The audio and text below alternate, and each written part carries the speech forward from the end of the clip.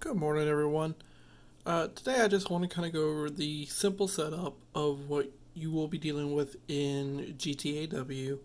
And this is your basic equipment for your torch. Now, in my hand right now is the actual torch body. This is the thing that you're going to be holding on to when you're walking the cup and stuff like that. And this is the full body, and that's part of it. The next thing is your collet body and your collet. Now, it might not be easy to see, but right there it says 1/8. At the top of this, it says 1/8. What that is saying is that this is good for a 1/8 electrode. If I pull up my piece of tungsten right here, it says diameter 1/8 of an inch.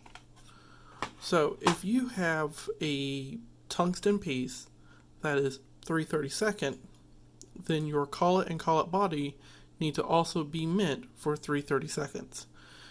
Vice versa, if you have ones that are, say, 1/4 inch pieces, then tungsten that's only 1/4 inch will fit in them. So these will determine what you can use. The first thing you do, so we have the head right here, it just simply screws into it. There it goes.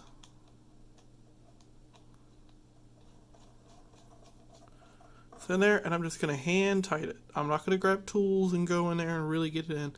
Just hand tight. That's all you need. Next, if you see in the back, so I got my collet. I have the thicker end on this side, one part right here at the end where the slits come all the way to the end, and it just slides in. So let's grab a tungsten. And I'm just going to grab this piece right here. It was a little used up, that's alright. And it's simply just going to slide through. So this is your back cap. If you hear me later on call it a tail, that's just a on-site name for it is a tail, but what its true name is back cap. The electrode goes into the hole of it right there. It just slides in. Now I want to talk about that little red ring right there. That's your O-ring. If your tail or your back cap does not have that O-ring, it's no good. You have to have an O-ring, because that protects the gas that comes through it. So we're going to put it in there, tighten it up. Get it there, and now that it's tight, I just want it hand tight. I don't want to go in there and really squeeze it in, just finger tight. This isn't going to move. And now I'm going to just slightly back it up just a little bit, and that allows me to adjust this so that I can get the last piece off. Now if you see back here, I have different sized cups, or another name for them is gas nozzles, but you'll hear them typically called cups. The number on the front indicates how big the hole at the end is, and this allows for a more direct gas flow or for you to be able to get into tighter areas. The type of weld you are doing will determine what size cup you're really going to use. So if you're saying we are doing a T-joint and we are doing the root, well, for the root you probably would want to use a 4, 5, or a 6. And that's because you're going to be in a tighter area. So when you're welding, you're just going to want to be a little bit closer and not have your gas going everywhere. That being said, when you get to the very end and you're starting to do caps, you might want to go to a number 10 because you're going to need more range and more movement. So you go to the bigger cup because you have a bigger area to work with. So these are things that you will be constantly working with the whole time. And simply, I'll take this number 8 cup.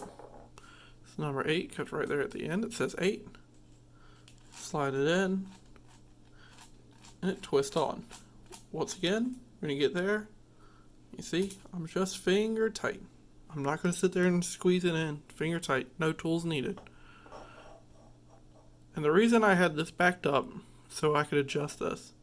Now, A good rule of thumb is that because this is about an 1/8 inch thick electrode, I'm going to stick it out maybe 1/8 to 1/4 inch, and that's a good baseline starting point.